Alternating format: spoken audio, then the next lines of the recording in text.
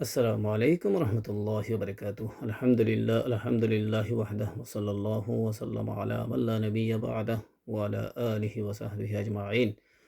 সম্মানিত মুসলমান ভাই বোনেরা, রাসূল করিম সাল্লাল্লাহু আলাইহি সাল্লামের জীবন ছিল আমাদের জন্য এক উজ্জ্বল দৃষ্টান্ত। আল্লাহর নবী সর্বপ্রথম মক্কায় ইসলামের দাওয়াত শুরু করেন এবং পরবর্তীতে যখন মদিনায় ইসলামী রাষ্ট্র গঠনের কাজ শুরু করলেন, তখন রাসূল করিম সাল্লাল্লাহু আলাইহি সাল্লাম নানান বাধার সম্মুখীন হতে হয়েছিল।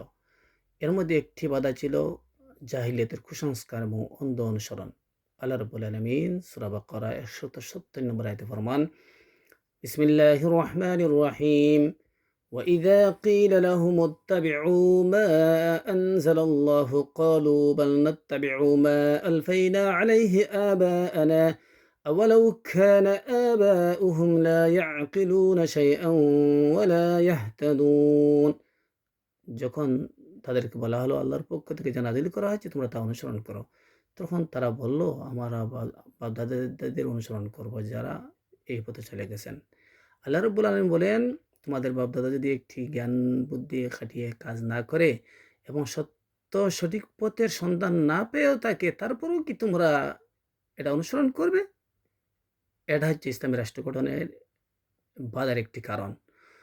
আল্লাহ আল্লাহ রসুল সাল্লাল্লাহু আলাইহি সাল্লাম যখন সাম্য এবং ন্যায়ের ভিত্তিতে রাষ্ট্র গঠনের আহ্বান জানালেন, তখন কাফিরদের পক্ষ থেকে বলা হলো, সূরা হামিম 26 নম্বর আয়াতে আল্লাহ রাব্বুল আলামিন ফরমান, বিসমিল্লাহির রহমানির রহিম, وقال الذين كفروا لا تسمعوا لهذا القرآن والغوا فيه لعلكم تغلبون। কাফেররা বলল, যখন তোমরা এই কোরআন কারীম শুনবে না, যদি তোমাদেরকে শোনানো হয় তাহলে তোমরা হট্টগোল বাঁধিয়ে দিবে। আর এই কাজ যদি করতে পারো তা আশা করা যায় তোমরা সফল হবে। ইসলামী রাষ্ট্র গঠনে এটা হচ্ছে ২ নম্বর বাধার কারণ। ৩ নম্বর সবচাইতে বড় একটা বাধার কারণ হচ্ছে মুসলমানদের মধ্য থেকে মুনাফিক মার্কা কিছু মানুষ, কিছু ইমানদার, তারা মুখে বলে ইমান এনেছি আর অন্তরে আসলে তারা এই ইহুদি এবং খ্রিস্টানদের সাথে সব সময় যোগাযোগ ছিল এবং ইসলামী রাষ্ট্র গঠনে যে সমস্ত আলাপ আলোচনা হতো এগুলা তারা তাদের কাছে প্রচার করত গোপনে। আল্লাহ রাব্বুল আলামিন তাদের চরিত্র সূরা বাকারার ৮ এবং ৯ নম্বর আয়াতে উল্লেখ করেছেন। বিসমিল্লাহির রহমানির রহিম, ومن الناس من يقول آمنا بالله وباليوم الآخر وما هم بمؤمنين يخادعون الله والذين آمنوا وما يخدعون إلا أنفسهم وما يشعرون। মানুষদের মধ্যে থেকে তারা বলে যে আমরা আল্লাহ এবং আখিরাতের উপর ঈমান এনেছি। আসলে তারা ঈমানদার নয়। তারা আল্লাহ এবং যারা আল্লাহর উপর ঈমান আছে তাদের সাথে ধোঁকাবাজি করছে। আসলে তারা নিজেরাই ধোঁকাবাজি করছে, কিন্তু তারা অনুভব করতে পারছে না। সম্মানিত মুসলমান ভাই বোনেরা, আমরা লক্ষ্য করছি আমাদের দেশেও ইসলামী লেবাসধারী অনেক মুসলমান আছেন, যারা মুখে ইসলামের কথা বলে আর ভিতরে এই বাতিল শক্তির সাথে ওদের সম্পর্ক সবসময় বজায় রেখে চলে। ইসলামী রাষ্ট্র গঠনে এটাই সবচেয়ে বড় একটি বাধার কারণ। ওরা এই বাতিল শক্তির সাথে সবসময় মিলেমিশে চলে এবং ইসলামের কথাগুলো এই ওদের কাছে গিয়ে পৌঁছে দেয়। রাসূল করিম সাল্লাল্লাহু আলাইহি সাল্লাম ইসলামী রাষ্ট্র গঠনে অনেক বাধার সম্মুখীন হয়েছিলেন। এর মধ্যে অন্য একটি কারণ ছিল, যখন তিনি তায়েফের ময়দানে গেলেন, তায়েফবাসীরা তাকে পাথর মেরে রক্তাক্ত করেছিল। সহিহ বুখারী মুসলিম শরীফে এই হাদিসটি উল্লেখ করা হয়েছে। শুধু তা নয়, রাসূল করিম সাল্লাল্লাহু আলাইহি সাল্লাম যখন ইসলামী রাষ্ট্র গঠন করলেন এবং কাফেররা দেখলো রাসূল করিম সাল্লাল্লাহু আলাইহি সাল্লাম দিন ওর শক্তি বৃদ্ধি পাচ্ছে, তখন তারা কী করলো? এই ইসলামী রাষ্ট্রকে তারা দুর্বল করার জন্য বিভিন্ন চক্রান্ত শুরু করলো। এর মধ্যে তারা কী করলো?